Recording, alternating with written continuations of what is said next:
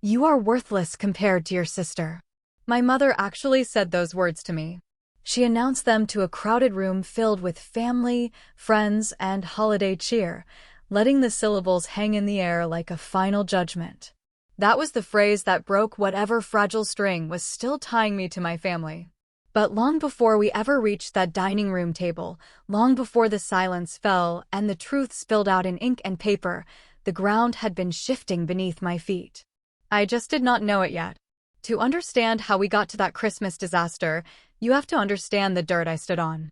It was a freezing Tuesday morning in late November when my phone buzzed in the pocket of my grease-stained coveralls.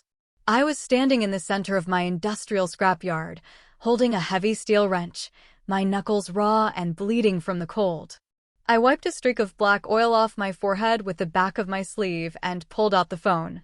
It was a text from my mother, Beatrix. "Make sure you look presentable if you come by this weekend, Maeve. And remember your place in this family. Sloane is going through a lot right now." I stared at the screen, letting the freezing wind whip through my thin, patched coat. Remember my place. I knew my place. My place was out here in the dirt, surrounded by rusting metal, crushed cars, and forgotten machinery. I am 42 years old. For 16 years, I have owned and operated this massive, sprawling scrapyard on the outskirts of the city. To the world, and especially to my family, it was just a junkyard. A wasteland of trash. To me, it was quiet. It made sense. Metal does not lie to you. It rusts, it breaks, you fix it, or you melt it down. It is honest.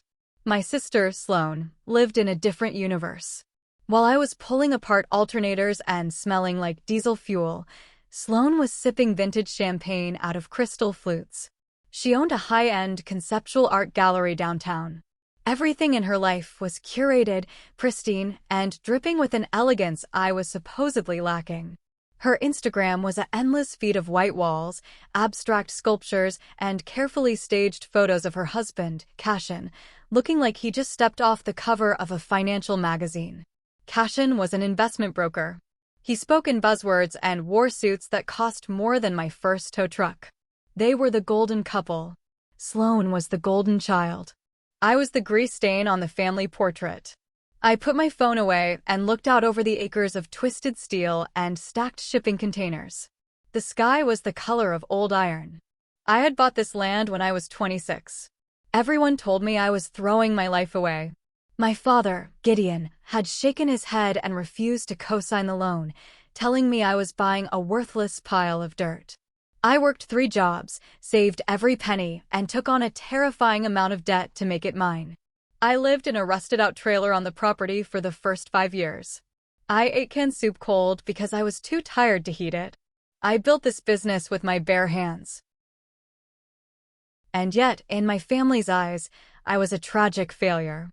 I was the rough, unpolished mechanic who drove a beat-up truck with a driver's side door that had to be kicked open. I wore the same boots until the soles peeled off. They looked at my grease-stained hands and saw a woman who had amounted to nothing. Later that evening, I sat in my small office, a converted shipping container heated by a rattling space heater. I opened Instagram out of a dark, lingering habit. There was Sloane. She had posted a new photo. She was wearing a silk dress, holding a fragile crystal glass, leaning against a large canvas painted entirely black. The caption read, "Art is the only truth." So blessed to curate beauty in a chaotic world. I looked at my own hands. The oil was permanently worked into the creases of my skin. I did not curate beauty. I salvaged wreckage. My mother had commented on the photo, "My stunning girl. You make us so proud every single day." I locked my phone and tossed it onto the cluttered desk. The contrast was not just in how we lived. It was in how we were loved. Sloane was loved for existing. I was tolerated for what I could provide. It had always been this way. But why did it still sting? Why, at 42, did I still let a text message from my mother make my chest tight? I turned off the space heater and walked out into the freezing night, listening to the crunch of gravel under my boots. I told myself the same thing I always did. You do not need them, Maeve. You have the yard. But out there in the dark, surrounded by towering piles of scrap metal, a nagging feeling settled in my stomach. A storm was coming. I could smell it in the air, sharper than the diesel. I just had no idea it was going to tear my entire life apart. What was my mother trying to warn me about? Why was Sloane going through a lot? To survive in my family, you had to learn how to be invisible. I learned that lesson early, and I learned it well. Walking through my yard the next morning, sorting copper wiring from aluminum siding, my mind drifted back to the museum of hurt I carried inside me. We all have one, do we not? A mental collection of the moments that taught us exactly what we were worth. Exhibit A in my museum was a winter coat. I was 12 years old. It was a brutal January, and the zipper on my hand-me-down jacket had broken entirely, leaving the fabric flapping in the wind. I asked my mother if we could buy a new one, or at least take it to a tailor to be fixed. She sighed, rubbing her temples like my request was a massive burden. We are stretched thin right now, Maeve. Just figure it out. You are clever. That same afternoon, I watched from the hallway as my mother handed Sloane a brand new, velvet party dress. It was dark green, shimmering in the light. Sloane was only 8, but she was attending a birthday party for a girl whose parents were wealthy. We have to make sure you look your best, darling, my mother cooed, brushing Sloane's hair. You represent this family. I went out to the garage, found a spool of heavy-duty fishing line and a thick needle, and I sewed my jacket shut. I had to pull it over my head like a sweater for the rest of the winter. Whenever my mother saw it, she just smiled and said, "See? You are my self-sufficient one." That was the lie they told to excuse their neglect. They called it independence. It was just abandonment dressed up in a nicer word. Exhibit B was the graduation. When I was 22, I finally earned my master mechanic certification. It took years of night classes, working full-time at a repair shop, taking verbal abuse from men who thought a woman belonged nowhere near an engine block. I was the top of my class. The ceremony was on a Tuesday evening. I told my parents months in advance. I bought a cheap dress and scrubbed the grease from my fingernails until they bled. I stood in the auditorium lobby for 2 hours after the ceremony ended. I watched other students hug their parents, take pictures, and go out for celebratory dinners. I stood by the door, holding my paper certificate, waiting. They never showed up.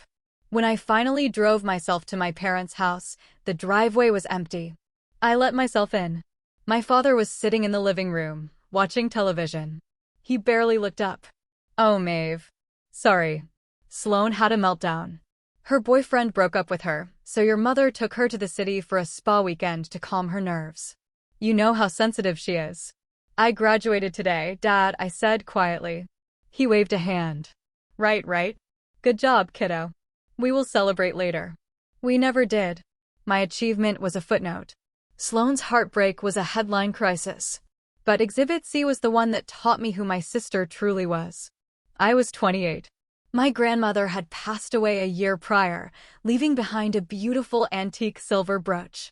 It was the only thing of real value she owned, and she had specifically written in her will that it was to go to me, because I used to admire it when I was a little girl. I kept it in a small wooden box on my dresser. One day, the box was empty. I tore my room apart. I panicked. 2 weeks later, I was walking past a high-end pawn shop downtown and saw the brooch in the window. I marched inside, demanded to know who sold it, and the owner described a young, pretty blonde woman matching Sloane's exact description. I confronted her. She did not even cry. She just rolled her eyes. "I needed cash for a designer handbag to wear to a gallery opening, Maeve. You never even wear the stupid thing. You live in a junkyard." When I told our mother, Beatrix did not yell at Sloane. She yelled at me. "How dare you accuse your sister of stealing?" It was probably the cleaning lady. "You are always so jealous of Sloane, it is pathetic." I knew the truth. Sloane knew the truth. But in that house, reality was whatever Beatrix and Gideon decided it was. The final exhibit, the one that cemented my role, happened when I was 35. I was at my parents' house for a rare Sunday dinner, fixing a leaking pipe under their kitchen sink because Gideon refused to pay a plumber. I was under the cabinet when I heard my mother and her friend talking in the hallway. They did not know I was there. "I do worry about Sloane and Cashin," my mother's friend said. "They spend so much." "Oh, it will be fine," Beatrix replied, her voice light and dismissive. "They have an image to maintain. And honestly, if things ever get truly bad, we always have Maeve. Thank God she is so rough and does not need anything. She has that massive piece of land. She is our backup plan. She will step up when we need her." I stopped breathing. The wrench in my hand felt suddenly heavy. I was not a daughter. I was an insurance policy. I was a safety net they despised, but fully intended to use when their golden child fell. I slid out from under the sink, packed my tools quietly, and left through the back door. I never said a word about it. I just let the distance grow. And now, standing in my scrapyard 7 years later, sorting metal in the cold, I felt the echoes of that conversation ringing in my ears. Sloane is going through a lot right now. My mother's text flashed in my mind. The backup plan was being activated. But what were they planning to ask of me? And more importantly, what were they going to take? The answer to my questions arrived not from my family, but in a sleek, black town car that looked wildly out of place crunching over the gravel of my scrapyard. It was a Thursday afternoon. I was operating the heavy crane, moving crushed sedans into a neat stack, when I saw the car pull up near my office. A man stepped out. He was dressed in a sharp navy suit, wearing expensive sunglasses, looking around at the rust and dirt with a mixture of awe and calculation. I powered down the crane, climbed down the ladder, and wiped my hands on a rag as I walked over to him. "Can I help you?" I asked, my voice raspy from the dust. "If you are looking for vintage parts, the domestic section is out back." He smiled, a tight, professional expression. "Maeve? I am Evander. I represent a commercial real estate development firm." I crossed my arms. Over the years, I had a few lowball offers from minor developers wanting to build cheap warehouses, but this guy looked different. He looked like serious money. Not interested in selling. "Have a good day." "Please, just give me 5 minutes," Evander said, pulling a leather folder from his briefcase. "You might want to hear this one." Reluctantly, I led him into my freezing office. I did not offer him a chair, mostly because the only spare chair was currently holding a stack of oily manuals. Evander cleared his throat and unrolled a large topographical map across my cluttered desk. He traced a circle with a silver pen. "The city has just quietly rezoned this entire district," Evander explained, his voice low. "A major tech conglomerate is planning to build a massive, state-of-the-art data center and technology hub right here. They have already acquired the lots to the north and the south. But they cannot build the infrastructure they need without the centerpiece." He tapped the pen on a large, jagged shape right in the middle of the circle. "My scrapyard. You own 360 acres of the most crucial real estate in the county right now, Maeve," he continued, looking me dead in the eye. "You are the keystone. Without your land, the entire multi-billion-dollar project falls apart." I stared at the map. The land everyone called a worthless pile of trash. The dirt my father mocked. The junkyard my sister used as a punchline. It was the center of a gold rush. "What are they offering?" I asked, trying to keep my voice steady. Evander reached into his folder and pulled out a single sheet of heavy, watermarked paper. He slid it across the rusted metal of my desk. I looked down. There were a lot of zeros. My brain struggled to process the ink. $52 million. I stopped breathing. The rattle of the space heater faded away. The rumble of the distant highway went silent. The world narrowed down to that one line of text. $52 million. It was a number so large it felt fictional. It was generational wealth. It was freedom. It was power. "This is a cash offer," Evander said softly, reading my shock. "Clean break. You sign, we transfer the funds, you walk away." I had to grip the edge of the desk to keep my knees from buckling. For 16 years, I had scraped by. I had worn patched clothes, eaten cheap food, and worked until my bones ached. And now, lying on a desk stained with motor oil, was a ticket out of the atmosphere. "I need a few days," I whispered. "Of course," Evander said, packing up his briefcase. "But do not wait too long. And I suggest you keep this quiet until the ink is dry. People change when they smell this kind of money." He left, the town car vanishing in a cloud of dust. I stood in my office alone for a long time. I looked at the offer sheet. $52 million. My first instinct was not joy. It was sheer, suffocating panic. Evander's warning echoed in my head. People change. But I knew my family.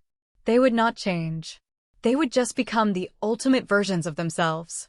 If my parents found out about this money, I would cease to be a human being entirely. I would become a bank vault. They would demand it, not ask for it. They would claim it was family money, that I owed it to them for raising me. And Sloane. Sloane would see it as her rightful inheritance, money to fund her failing gallery, her expensive husband, her crystal champagne flutes. If they knew, the psychological warfare would be relentless. They would guilt me, shame me, and manipulate me until I handed over every cent. I folded the paper carefully and locked it inside an old steel lockbox I kept under the floorboards. I made a decision right then and there. I was going to sell. I was going to take the $52 million. And I was going to tell absolutely no one. I called Evander the next morning and accepted. The paperwork took 2 weeks. I signed the final contracts electronically, sitting in my cold office, wearing the same torn coat. When the confirmation popped up on my screen, signaling the transfer of $52 million into a secure, newly created private account, I did not cheer. I just put my head in my hands and exhaled a breath I felt like I had been holding for 16 years. I was rich. Filthy, unimaginably rich. And on the outside, I was still just the grease-stained mechanic in the junkyard. The deal was done. The money was safe. But the universe has a sick sense of humor. Because just 3 days after the money hit my account, before I even had time to process what my new life would look like, the storm finally hit. I was walking across the yard when I heard the sound of tires on gravel. I looked up. 3 luxury vehicles were pulling through the main gates, driving far too fast, kicking up dust. They had come for the backup plan. But what were they going to do when they realized the backup plan was holding a hand they could not possibly beat? The vehicles parked in a chaotic line right in front of the crushing machine. First was my parents' spotless silver SUV. Then came Sloane's sleek black imported sedan. Finally, Cashin's aggressive-looking sports car. They looked like an alien invasion against the backdrop of rusted metal and dirt. I stood my ground, gripping a greasy rag, watching them step out. My mother, Beatrix, emerged first, wearing a tailored wool coat that cost more than my monthly overhead. My father, Gideon, followed, looking uncomfortable, refusing to meet my eyes. Then came Sloane. She stepped out delicately, wearing pristine white designer boots. She looked around the yard with an expression of profound disgust, like the very air was infecting her. Cashin stayed by his car, leaning against the door, crossing his arms and looking at me with undisguised contempt. He stepped in a small puddle of dark motor oil and cursed loudly, wiping his expensive leather shoe on the gravel. "What is this?" I asked, my voice flat. "A parade." Beatrix marched toward me, her heels clicking on the hard, packed dirt. She did not hug me. She did not say hello. She just stopped a few feet away, holding her designer purse like a shield. "We need to talk, Maeve," Beatrix said, her voice carrying that sharp, authoritative tone she used when she expected immediate obedience. "It is time for a family meeting." "My office is over there," I said, pointing to the shipping container. "But it is dirty. You might want to stand out here." "We will stand," Sloane snapped, walking up to stand beside our mother. She crossed her arms, her eyes red-rimmed, but her glare sharp. "We do not have a lot of time for pleasantries, Maeve. Things are falling apart." "What things?" I asked, though my stomach was already tightening. Beatrix took a deep breath, putting on a mask of sorrow that looked practiced. "Sloane's gallery has hit a bit of a rough patch. The economy, you know. People are not buying high-end art right now. And Cashin's firm is restructuring, so his income has paused. They're in danger of losing their house. The bank is being completely unreasonable." I looked at Sloane. "You are broke." "I am having a cash flow issue." Sloane practically screamed, her composure cracking. "It is temporary. But I need a massive injection of capital by the end of the month, or they take the gallery and the house." Mom and Dad have helped as much as they can, but it is not enough. Gideon finally looked at me, his face pale. We're out of options, Maeve. The family is in trouble. I stood there, the cold wind biting at my face, realizing exactly what was happening. They were drowning, and they had come to the junkyard looking for a raft. So, what do you want from me? I asked quietly. I run a scrapyard. I do not have bags of cash lying around. Beatrix stepped closer. You have this land, Maeve. Hundreds of acres. It has to be worth something. Maybe a couple of million. We have talked to a broker.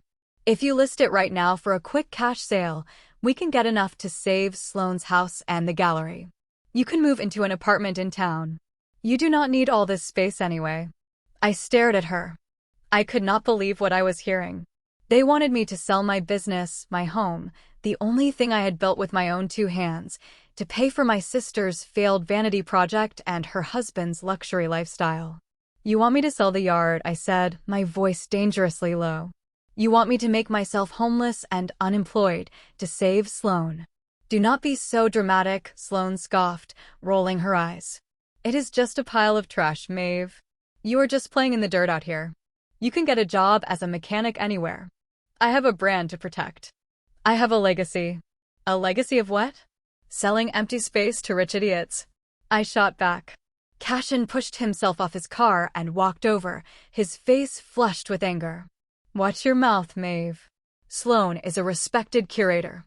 You are a grease monkey. You do not understand how real business works. We are offering you a chance to actually contribute to this family instead of hiding out here like a troll. Contribute. I laughed, a harsh, bitter sound. I have never asked this family for a single dime. I bought this land myself. I built this myself. And you want me to liquidate my entire life for a woman who stole from her own grandmother to buy a purse? Sloane's face turned purple. She stepped forward, pointing a manicured finger directly at my chest. The hatred in her eyes was naked and ugly. You listen to me, Sloane hissed, her voice dripping with venom. You have always been jealous of me. You have always been the ugly, masculine, embarrassing mistake of this family. You are just a peasant in this garbage dump. You have no future. You have no husband, no children, no status. I do. I have a life worth saving. You owe us this. You owe it to Mom and Dad for putting up with you. Stop being so deeply, pathetically selfish and do what you are told. The silence that followed was heavy. Only the wind howled through the stacked cars. I looked at my mother. She did not correct Sloane. I looked at my father. He looked at his shoes. They agreed with her. Every single word. They really believed I was a peasant. They believed I was worthless. And they were demanding I destroy myself to keep Sloane on her pedestal. Right there in the pocket of my coat was my phone. With 2 taps, I could open my banking app. I could show them the $52 million sitting in my account. I could crush them right then and there. The temptation was a physical ache in my jaw. But I looked at Cashin's arrogant sneer. I looked at Sloane's entitled rage. I realized that if I told them now, they would not learn a thing. They would just change their tactics. They would sue me. They would claim I was hiding family assets. They would make my life a living hell. No. I wanted them to feel it. I wanted them to expose every rotting layer of their delusion before I pulled the rug out from under them. I took a slow breath, forcing my face to remain entirely blank. I looked at Sloane, then at my mother. I will think about it, I said flatly. Beatrix exhaled, a triumphant smile breaking through her tense expression. She thought she had won. She thought the backup plan had just folded. Thank you, Maeve. I knew you would see reason. We will talk to the broker tomorrow and send you the paperwork. They turned and walked back to their cars, leaving without a goodbye. I stood in the dirt, watching their brake lights disappear down the gravel road. I was not going to sell for them. The land was already gone. The money was already mine. But how deep was the hole they had dug? How much were they hiding from me? I needed to know exactly what I was burning down. The answers arrived the very next afternoon in the form of a beat-up, powder blue sedan rattling up to my office. I knew the car immediately. It belonged to Aunt Vesper. Vesper was Gideon's older sister, but they could not have been more different. Where Gideon was weak and obsessed with appearances, Vesper was a retired forensic auditor who possessed a spine of solid titanium. She was the only person in the family who had ever treated me with genuine respect. When I started my mechanic courses, she bought me my first professional toolset. She saw right through Beatrix's manipulation and Sloane's fake tears, which meant she was rarely invited to family functions.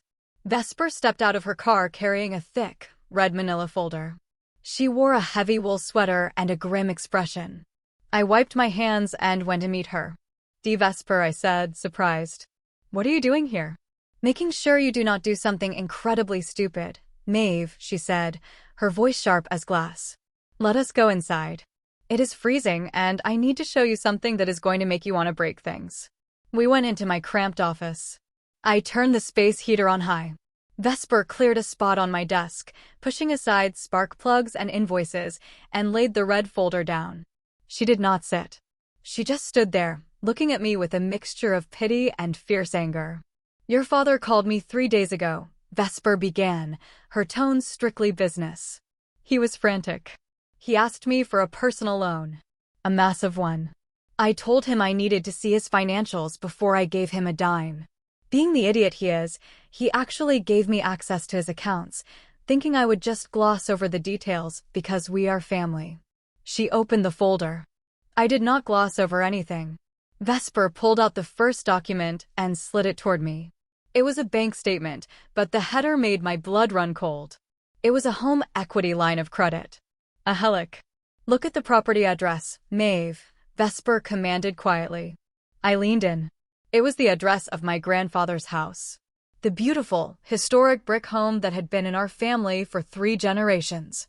My grandfather had left it to Gideon with the strict understanding that it would remain the family anchor. It had been completely paid off 20 years ago. "He mortgaged Grandpa's house?" I whispered, feeling sick. "For how much?" "For $110,000, Vesper said grimly. "He pulled all the equity out. But that is not all." She slid a second stack of papers across the desk. "Retirement statements. Gideon and Beatrix have been liquidating their retirement accounts for the past 18 months, paying massive early withdrawal penalties on every transaction. They have drained roughly $300,000 in cash." My mind was reeling. $710,000 in liquid cash, just gone. "Where did it go?" I asked, though a dark pit was opening in my stomach, already knowing the answer. Vesper pulled out a third set of documents, pointing a weathered finger at the transaction logs. "It went to Sloane. Every single penny. Direct transfers to her personal accounts, to Cashin's accounts, and to the business account for that ridiculous art gallery." I stared at the numbers. The sheer scale of the financial hemorrhage was staggering. "Sloane told me yesterday they were having a cash flow issue. Vesper let out a harsh bark of a laugh. "Cash flow issue? Maeve, Sloane's gallery is a black hole." I pulled the public filings. She has never turned a profit. Not one single month since she opened it.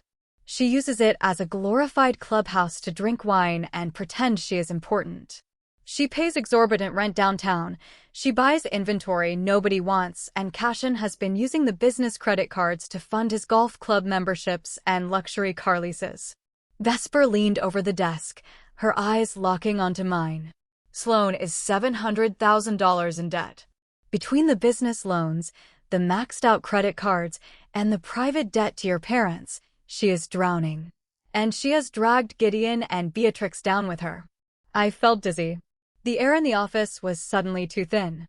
They had gambled everything on the golden child, and the golden child had set the money on fire to keep herself warm. "They came here yesterday," I said, my voice trembling with a terrifying, icy rage. "They demanded I sell the yard. They told me I owed it to them to save Sloane's house." Vesper closed her eyes, a look of profound disgust washing over her face. "I knew it. I knew that was their plan. They have spent every dime they have trying to maintain the illusion that Sloane is a success. And now that they have hit the bottom, they want you to throw yourself onto the grenade." "Sloane called me a peasant," I whispered, remembering the pure hatred in my sister's voice. "She said I was worthless, while she was living off my parents' retirement money." "You are not selling this yard, Maeve," Vesper said fiercely, slamming her hand on the folder. You let them fall. You let the bank take Sloane's house. You let Gideon deal with the mess he made. Do not you dare set yourself on fire to keep them warm. I looked down at the red folder. The physical evidence of their betrayal. The ledger of my family's hypocrisy. They had spent 16 years telling me I was the reckless one, the failure, the dirty mechanic who threw her life away. Meanwhile, they were secretly mortgaging my grandfather's legacy to fund a lie. I reached into the inner pocket of my coat. I felt the crisp edge of the contract I had hidden there. The contract stating I had $52 million in a private account. I am not going to sell the yard, Vesper, I said softly, a dark, dangerous calm settling over my mind. It is already gone. Vesper blinked, confusion breaking her tough facade. What do you mean? I did not tell her the number. Not yet. I just looked at her. I made a deal. The land is sold. I am fine. More than fine. But they do not know that. Vesper stared at me for a long moment, her sharp eyes searching my face. Then, slowly, a slow, predatory smile spread across her lips. She understood. She knew exactly what kind of explosive device I was holding. Christmas is in 2 weeks, Vesper said, tapping the red folder. The whole extended family is going to be at your parents' house. Gideon is going to pretend everything is perfect. Beatrix will parade Sloane around like a trophy. And they're going to expect you to announce that you are selling the yard. I know, I said. Can I keep this folder?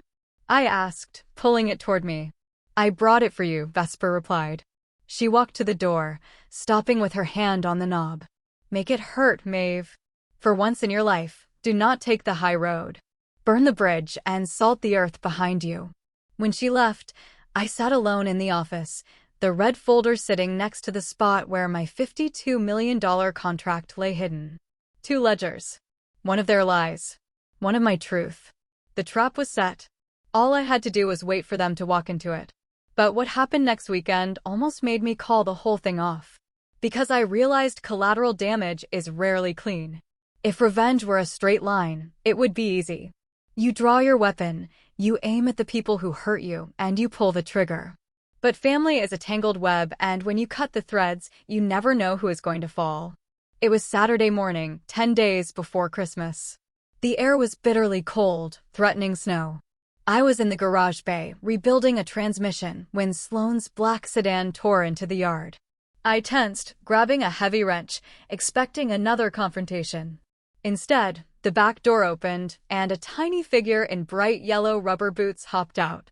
It was Juniper, Sloane's 9-year-old daughter. My niece. Sloane rolled down her window, not bothering to step out of the car. She wore large sunglasses, looking exhausted and frantic.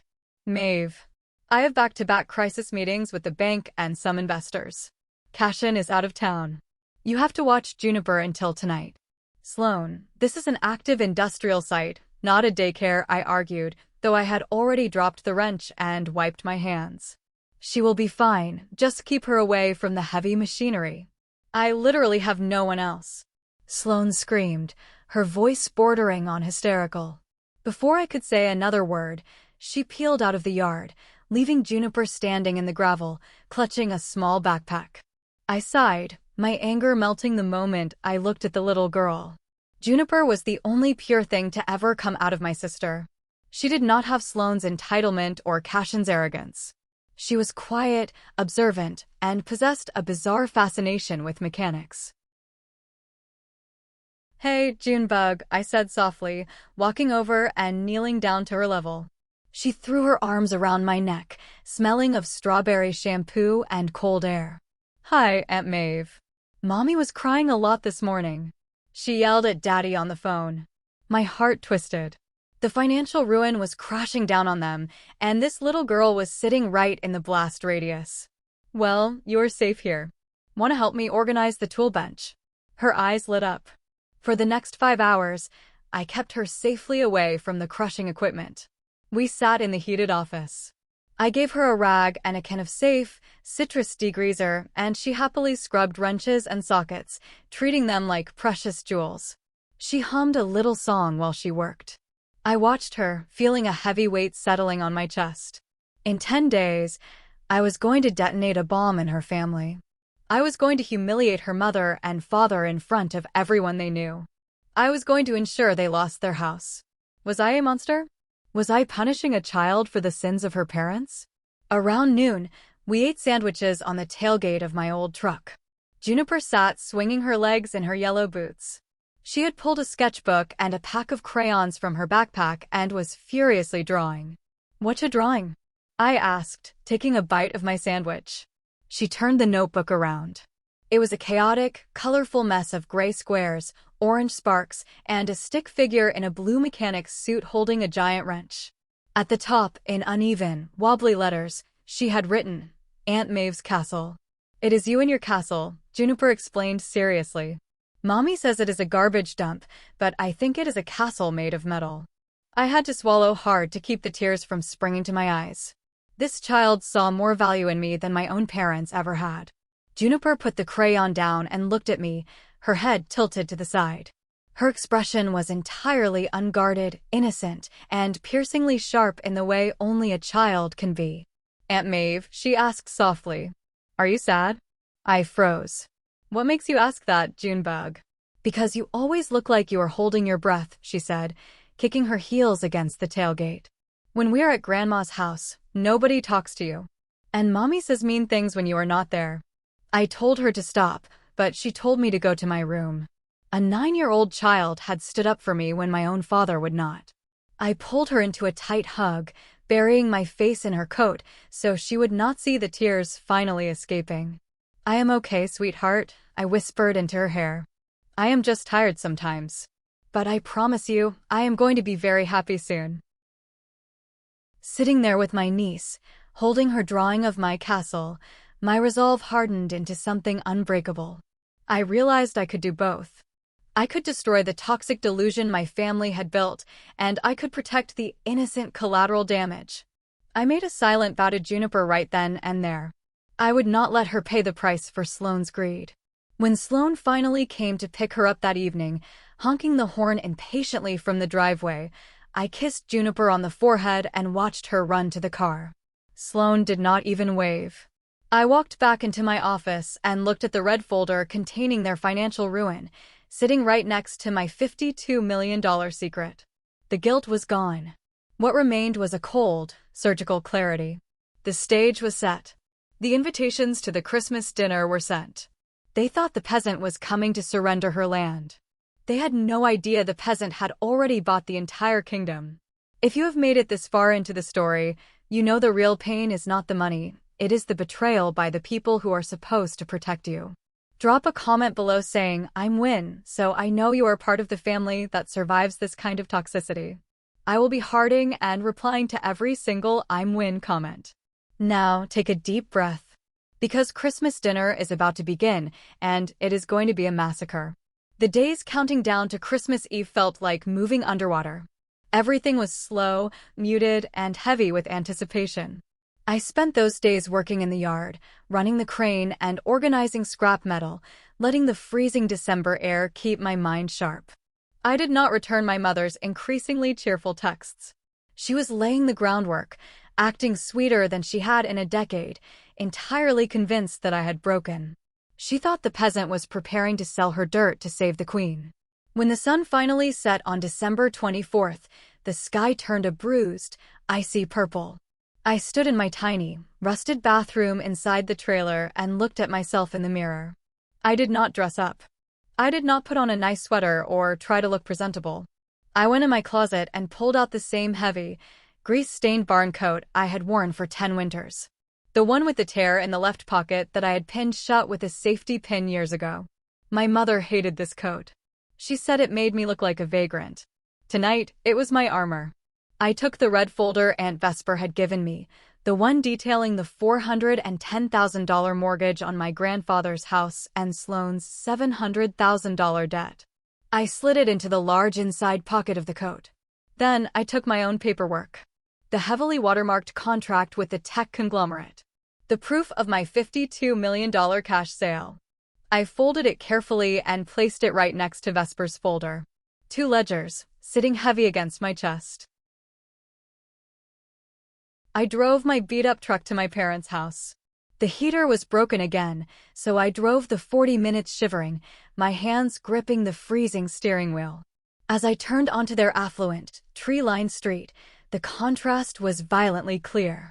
The houses here were massive, decorated with elegant, tasteful white lights.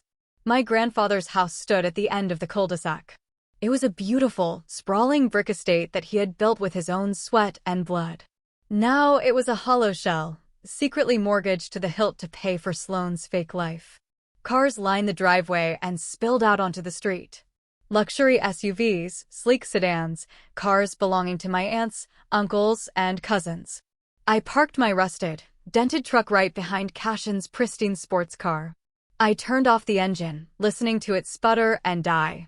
I sat there in the cold dark for one full minute, listening to the faint sound of Christmas carols bleeding through the thick windows of the house. I took a deep breath. Let the games begin. When I opened the front door, the blast of warm air and the smell of roasting meats hit me like a physical wall. The house was packed. At least 20 relatives were gathered in the massive living room, holding wine glasses, laughing, and admiring the towering Christmas tree in the corner. The moment I stepped into the foyer, the laughter nearest to me faltered. My Aunt Clara, a woman who had spent years nodding along with my mother's cruel assessments of me, looked me up and down. Her eyes snagged on my stained boots and the safety pin on my coat pocket. "Maeve," Clara said, her voice dripping with that familiar, sickening pity. "You made it. We were not sure if you could get away from your work." "Cows and scrap metal do not know it is Christmas, Aunt Clara," I replied smoothly, slipping my coat off, but keeping it draped securely over my arm. I was not letting it out of my sight. My mother, Beatrix, glided through the crowd the moment she heard my voice. She was wearing a stunning red silk dress, a string of pearls around her neck. She looked radiant, playing the perfect hostess. When she reached me, she did something she had not done since I was a child. She reached out and hugged me. It felt like being embraced by a snake. "My sweet girl," Beatrix beamed loudly enough for the surrounding relatives to hear. "I am so glad you're here. We have so much to celebrate tonight. Family coming together in times of need. It is truly the spirit of the season." She squeezed my arm, giving me a knowing, conspiratorial look. She was thanking me in advance for the sacrifice she assumed I was about to make. I looked past her shoulder. Sloane was standing by the fireplace, wearing a designer gown that likely cost more than my first car. She was holding a glass of wine, but her knuckles were white. She looked at me, her eyes flashing with a mixture of desperate relief and lingering disgust. She gave me a tiny, tight nod, as if accepting a tribute from a lesser citizen. Cashin stood next to her, looking smug, already mentally spending the money he thought I was going to hand them. I did not nod back. I just walked past them into the dining room. For the first hour, I played my part. I let them have their Christmas. I sat in a corner, nursing a glass of water, watching the dynamics of a family built on lies. The flying monkeys hovered around Sloane, asking about her gallery, praising her artistic vision, fawning over her clothes. No one asked me how my business was doing. No one asked if I was healthy or happy or tired. I was a ghost haunting my own family gathering. The only bright spot was Juniper. She found me sitting by the window and climbed up onto the bench next to me, her little velvet dress rustling. "Aunt Maeve, you look like a secret agent," she whispered, pointing to the heavy coat I still had folded on my lap. I smiled, a real, genuine smile, and tapped her nose. "Sometimes, Junebug, you have to bring your own armor to a party. Go eat some cookies." She giggled and ran off. I watched her go, feeling the protective rage simmering in my blood. They were going to ruin that little girl's life with their financial incompetence, all while parading around like royalty. "Dinner is served," my mother called out, her voice ringing over the chatter. The crowd moved toward the massive, extended dining table. It was set with fine china, crystal glasses, and silver cutlery. I took a seat near the middle, keeping my coat draped over the back of my chair. Aunt Vesper sat directly across from me. We did not speak. We did not even exchange a glance. But I could see the cold, hard set of her jaw. She was ready. Everyone settled in. The wine was poured. The food was passed around. The noise level rose as people began eating and talking over one another. Gideon sat at the head of the table, avoiding eye contact with anyone, his face pale and strained under the warm lighting. He looked like a man standing on a trapdoor, waiting for the lever to be pulled. He had no idea I was the one holding the rope. As the main course was cleared and dessert was brought out, the atmosphere shifted. Beatrix tapped her fork against her crystal wine glass. Clink, clink, clink. The chatter died down. 20 faces turned to look at the matriarch of the family. The air in the room suddenly felt very thin, very electric. I reached behind me, my fingers brushing the rough canvas of my coat, resting right over the pocket holding the red folder. This is it. The end of an era. Beatrix stood at the end of the table, a picture of maternal grace and sacrifice. She held her glass of wine gracefully, looking around the room with a soft, practiced smile.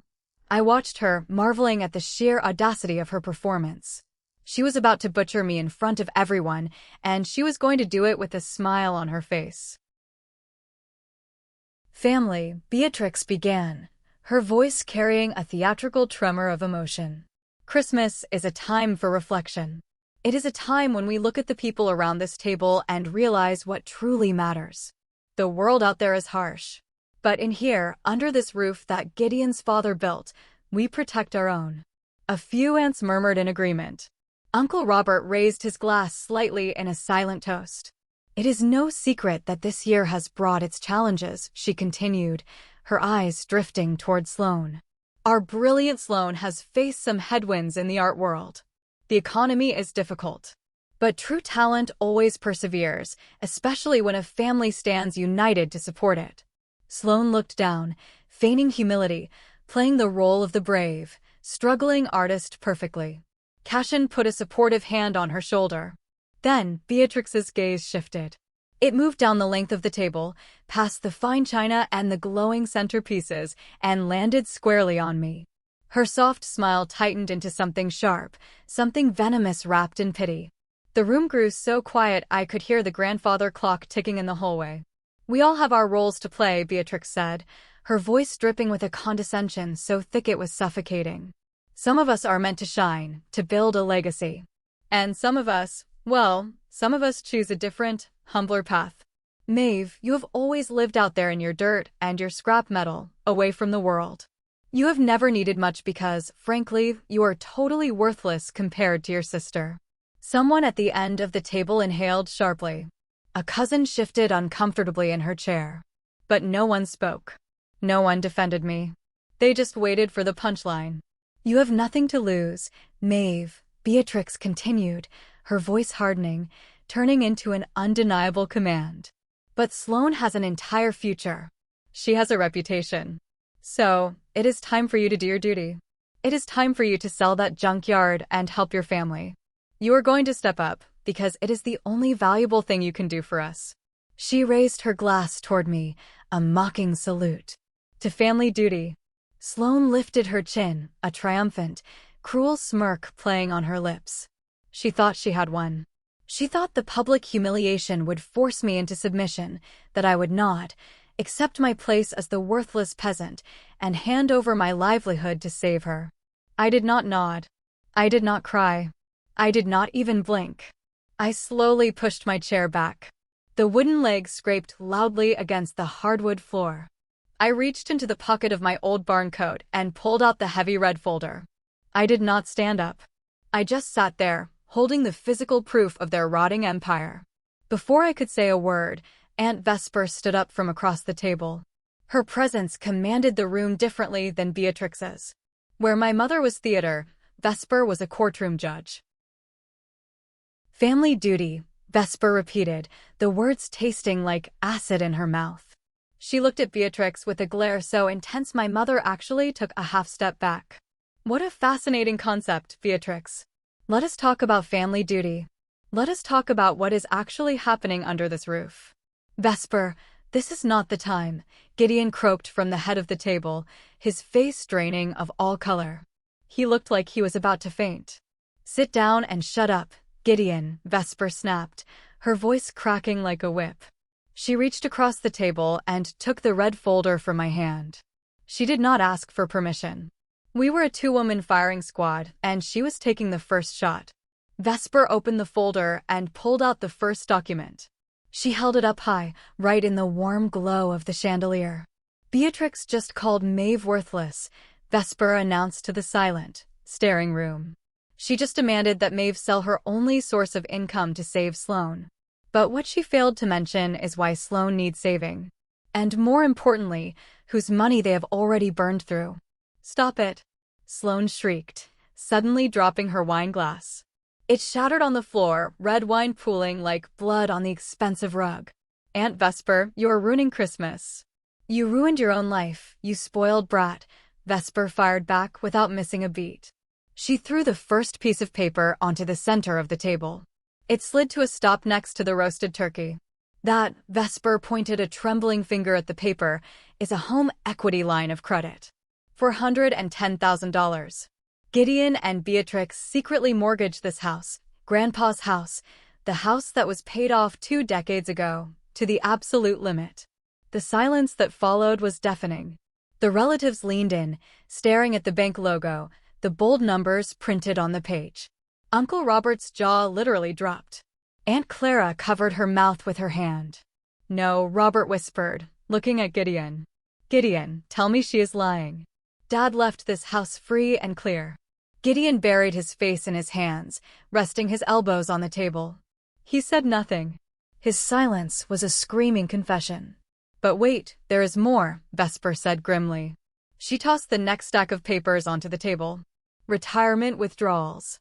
$300,000 in cash, drained over the last 18 months, eaten alive by early penalty fees. $710,000 of liquid cash, gone." Beatrix was shaking. Her perfect hostess mask had melted into a portrait of sheer terror. "Vesper, please, that is private financial information. You have no right." "I have every right to expose a parasite," Vesper roared, her composure finally breaking into pure anger. She pointed directly at Sloane, who was now shrinking into her chair, her face a mask of panic. "Every single penny of that $700,000 went to fund Sloane's fake art gallery, a business that has never made a single dollar of profit. It went to her designer dresses, Cashin's leased sports cars, and their ridiculous mansion that is currently 3 months behind on mortgage payments." Gasps erupted around the table.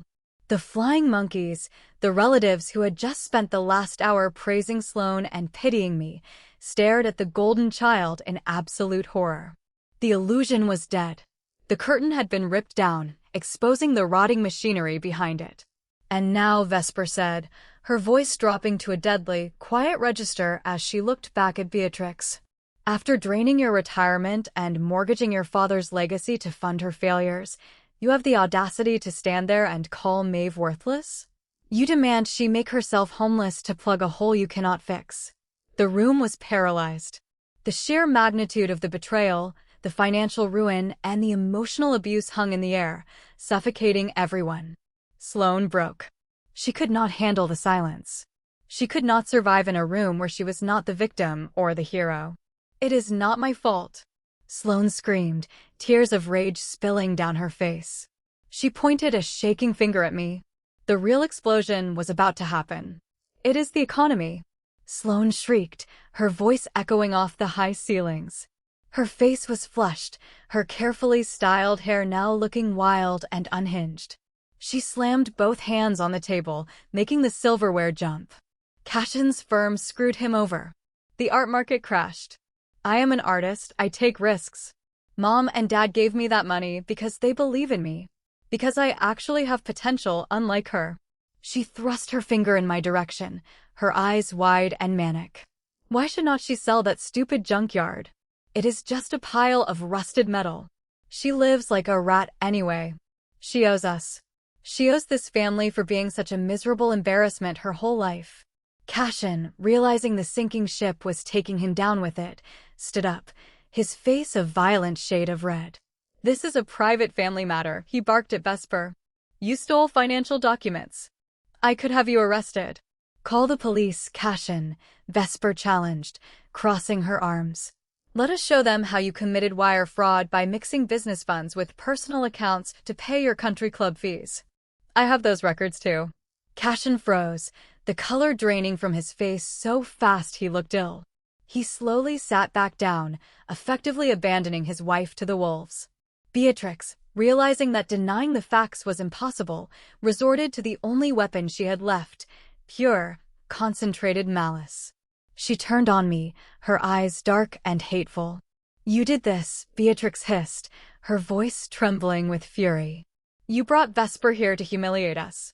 You disgusting, ungrateful brat. We gave you life. We put a roof over your head. And this is how you repay us? By destroying your sister in front of the whole family? You will sell that scrapyard, Maeve. I will make sure of it. I will hire lawyers. We will sue you for emotional distress. You will hand over that land, or you will no longer be a part of this family. I sat there, listening to the echoing silence that followed her threat. The entire extended family was watching me. They were waiting to see if the lifelong punching bag was finally going to break. They were waiting for me to cry, to apologize, to shrink back into my shell. I did not. I felt a strange, profound sense of peace wash over me. It was the clarity of a storm passing, leaving nothing but cold, crisp air in its wake. They had fired their best shots. They had called me worthless, a rat, an embarrassment. They had threatened me with legal action and excommunication. And it meant nothing. They were fighting a war they had already lost. I slowly stood up. I reached into the deep pocket of my barn coat one last time. My fingers brushed the thick, high-quality paper of the contract. I pulled it out, folded neatly in thirds. You cannot sue me for the scrapyard, Mom, I said, my voice eerily calm. It was not a shout. It was a quiet, steady truth that cut through the hysteria like a scalpel. Watch me, Beatrix sneered, taking a step toward me. I mean it literally, I said, unfolding the document. You cannot sue me for the land, because I do not own it anymore. Beatrix stopped in her tracks. Sloane stopped crying. Gideon finally lifted his head from his hands, his eyes wide and bloodshot. What are you talking about? Sloane demanded, her voice shaky. I looked down the table at the sea of shocked faces. 3 weeks ago, the city quietly rezoned my district. A tech conglomerate is building a data center. My junkyard, the dirt you all laughed at, the garbage dump you just demanded I sell to save Sloane, was the center of their development block. I walked slowly to the middle of the table. I looked right into Beatrix's eyes. They bought it from me in a private, closed cash sale, I said. I tossed the contract onto the table. It landed right on top of Vesper's red folder. The heavy paper settled, the bright overhead lights illuminating the bold, black ink, the official seals, and the final settlement figure. I sold it for $52 million, I said quietly. The reaction was not immediate. Human brains are not equipped to process a shift in reality that massive, that suddenly. For 5 agonizing seconds, no one moved. No one breathed. They just stared at the piece of paper on the table like it was a live grenade. Uncle Robert was the first to lean forward. He squinted, adjusting his glasses, reading the numbers on the bottom line. His face went slack. Good God, Robert whispered, the sound carrying in the dead silence. She is telling the truth. 52 million. The room erupted into chaos, but it was a quiet, suffocated kind of chaos. Aunts gasped, covering their mouths. Cousins exchanged looks of absolute shock. But I was only watching my immediate family. Gideon let out a sound that was half sob, half choke. He stared at the contract, realizing that the daughter he had shunned held more wealth in a single piece of paper than his entire bloodline had ever possessed. He had sacrificed his home, his retirement, and his honor for a failing gallery, while a fortune sat 40 minutes away in a scrapyard. Sloane looked like she was having a stroke. Her mouth opened and closed silently. The skin around her eyes tightened, and she looked from the contract to me, her mind violently attempting to calculate how she could claim a piece of it. Maeve. She started, her tones suddenly shifting, a desperate, sickeningly sweet edge creeping into her voice. Maeve, you're rich. We can fix everything. You can save the house. You can save the gallery. I could, I said, my voice cold as ice. But I will not. Sloane recoiled as if I had slapped her. I turned to Beatrix. My mother looked like a hollowed-out shell. The woman who had just called me a worthless peasant was staring at me with a mixture of awe, terror, and profound greed. You spent 16 years telling everyone I was a failure, I said to her, making sure every person in the room heard me. You told me I was your backup plan. You thought you could treat me like a bank vault that you could kick open whenever your golden child ran out of money. You thought I was stupid. I reached down and picked up the $52 million contract, folding it back up and sliding it into the torn pocket of my old coat. I am not your backup plan, I said, zipping the coat up to my chin. I am the consequence of your actions. You bet everything on Sloane and you lost. Live with it. I turned my back on them. I did not wait for apologies. I did not wait for the begging to start. I walked around the table, stopping only when I reached Juniper. She was sitting quietly, her eyes wide, frightened by the yelling, but staring at me with a strange reverence. I bent down and kissed the top of her head.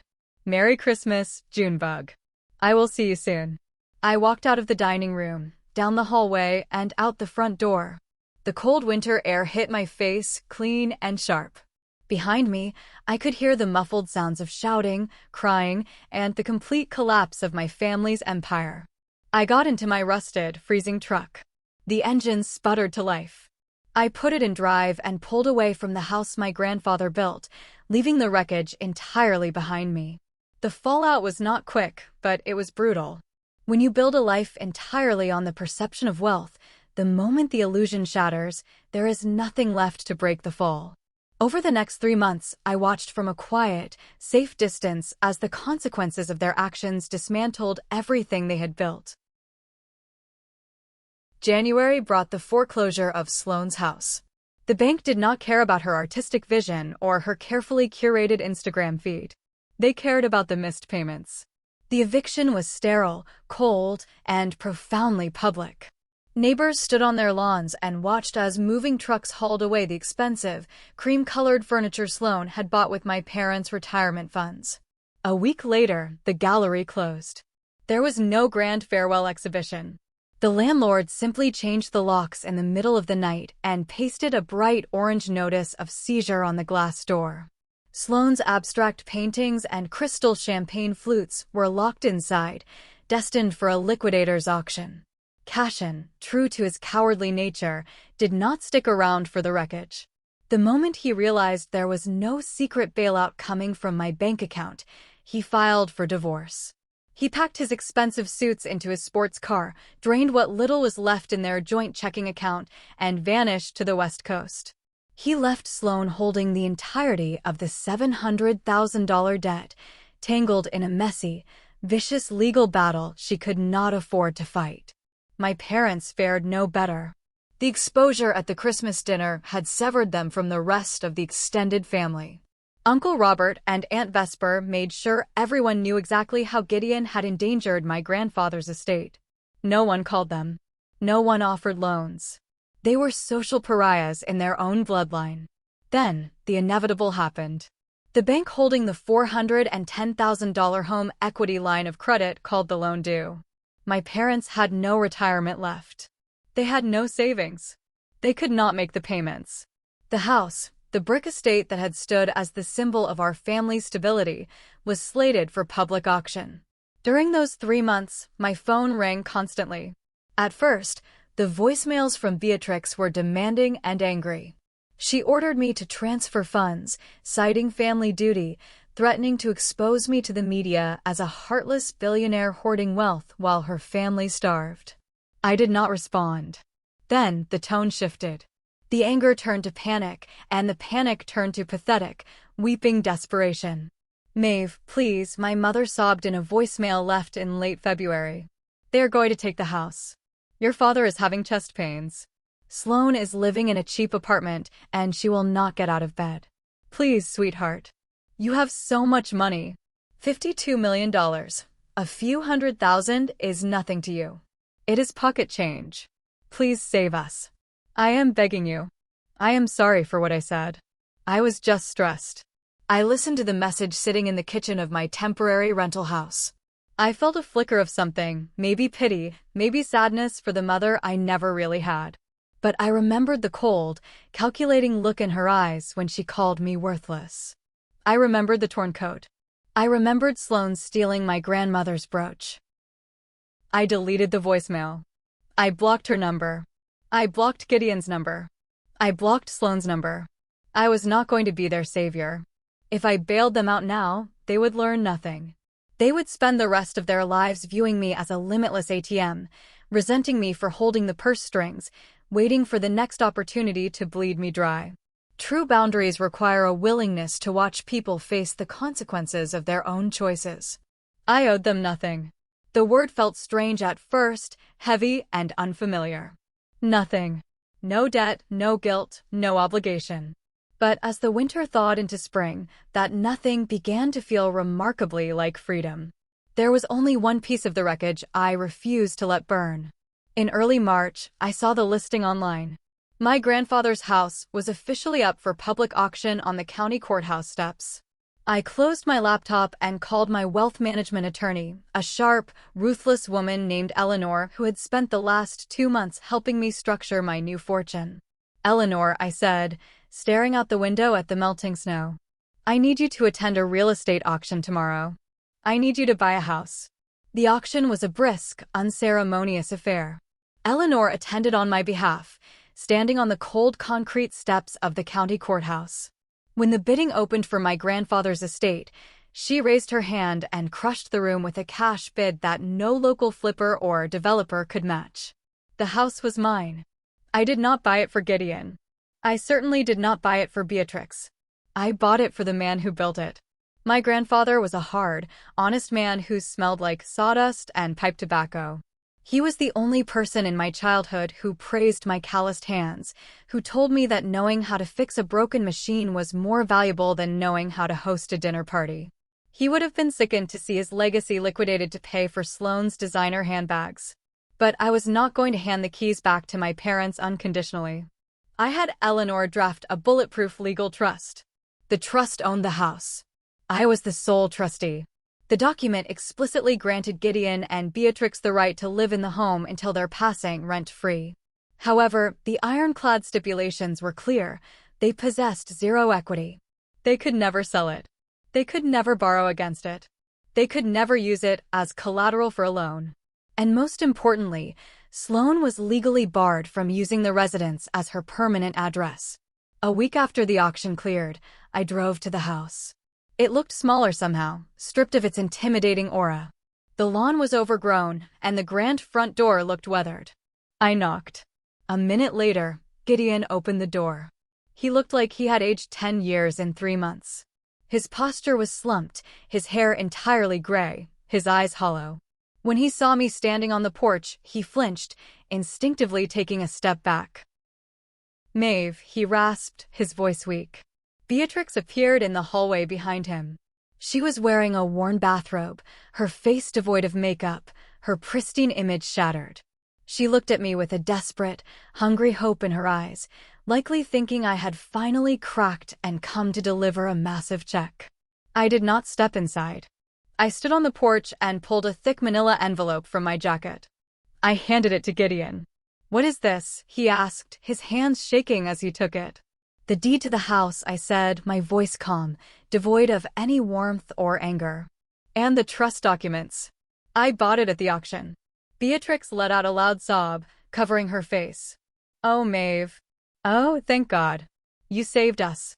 I knew you would not let us be thrown out on the street." Thank you, thank you." She moved forward as if to hug me.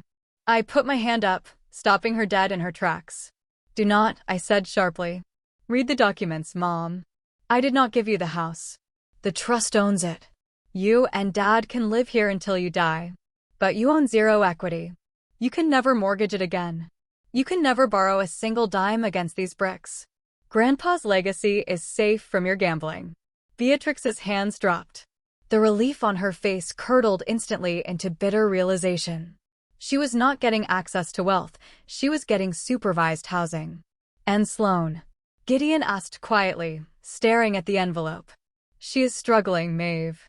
She has nowhere to go. Sloane is a grown woman, I replied, feeling no remorse. She can get a job. She can rent an apartment. But she cannot live here, and I will not give her a single cent of my money. If you try to sneak her in, or if you violate any term of the trust, you will be evicted, and the house will be sold. I will not warn you twice. You are so cold, Beatrix whispered, her voice venomous, the old hatred rising to the surface. After everything, you still want to punish us. You are a billionaire, and you are treating your own family like charity cases. You are charity cases, I said bluntly. Because you spent my entire life treating me like a bank you could rob when you were done insulting me. I am giving you a roof over your heads. It is vastly more than you deserve. Take it, or I will sell it to a developer tomorrow. Gideon gripped the envelope tightly to his chest. He looked at the floor. We will take it, Maeve. Thank you. I turned and walked away. I did not look back as I drove down the street. I had secured my grandfather's history, and I had permanently severed my future from their toxicity. The backup plan was officially retired. The hardest part of coming into massive wealth is realizing that money cannot buy you a new past. It can only build you a fortress to protect your future. I did not buy a super yacht. I did not buy a penthouse in the city or start wearing designer clothes. I took my $52 million and I bought exactly what I had always wanted: quiet space and unbothered peace. I moved 3 states away, to the rolling green foothills of a mountain range where the air always smells like pine and rain. I bought a massive, sprawling farm. 400 acres of pristine land. I built a modern, beautiful house with massive windows overlooking the valley, but the real masterpiece was the outbuilding. I built a state-of-the-art, climate-controlled mechanics garage. It has polished epoxy floors, massive hydraulic lifts, and every professional tool ever manufactured. I spend my days buying vintage, ruined classic cars at auction, bringing them back to my garage and restoring them piece by piece. I get my hands dirty. I still smell like motor oil. But now, when I wipe the grease off my forehead, I do it smiling. Aunt Vesper visits me twice a year. We sit on my massive back deck, drink expensive bourbon, and she updates me on the family I left behind. Sloane eventually had to declare bankruptcy.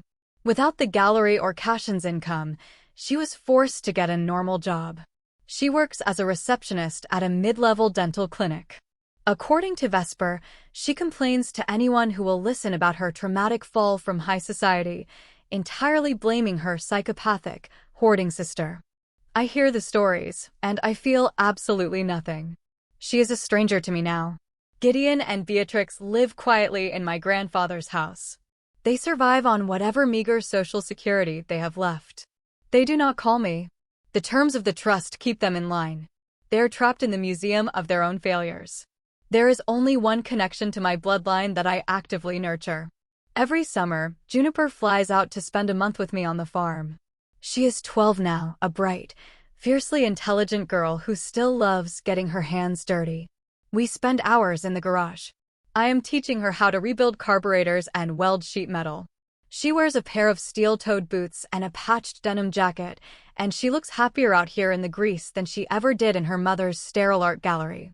She does not know it yet, but Eleanor has set up an ironclad, multi-million-dollar educational and living trust in Juniper's name. When she turns 18, she will never have to worry about student loans, housing, or medical bills. Her mother will never be able to touch a single cent of it. I am making sure the cycle of financial abuse dies with my generation. Some evenings, Juniper and I sit on the tailgate of my brand-new, perfectly running truck, watching the sun set over the mountains. She leans against my shoulder, tired from a long day of working in the garage, completely at peace. They spent 16 years deciding what I was worth. They looked at my dirty hands and my patched coat and calculated my value based on how much pain they could inflict without me breaking. It took $52 million to finally shatter their illusion, but the truth is, the money was just the hammer. The real power was realizing that I never needed their validation to begin with. I chose the grease. I chose the dirt. And I built a kingdom out of the wreckage they threw away. But sometimes, when I look out over my land, I wonder about that final day on the porch with my parents. Family tells us that we are supposed to forgive. Society tells us that turning our backs on our parents and our siblings, no matter what they have done, is a moral failing. I left my sister to drown in the debt she created. I reduced my parents to tenants in their own home, stripping them of their financial freedom. Jia din noi tua ton nan vida don m gai veo byuk duong kung va tuok dok gwin, so hu na qua bomi. Kakbangisa? Tua ko di qua gi Hong Kong, hey ho sung dang nan ket siu si du? Hey cho tua beat wai kien qua ban. Thank you for listening to my story. If you found yourself nodding along, if you have ever had to cut the dead weight out of your own family tree to survive, please hit the like button and subscribe to the channel. Share this video with someone who might need the courage to stop being their family's backup plan. Never let anyone determine your worth based on what you can do for them. Stay strong, and I will see you in the next one.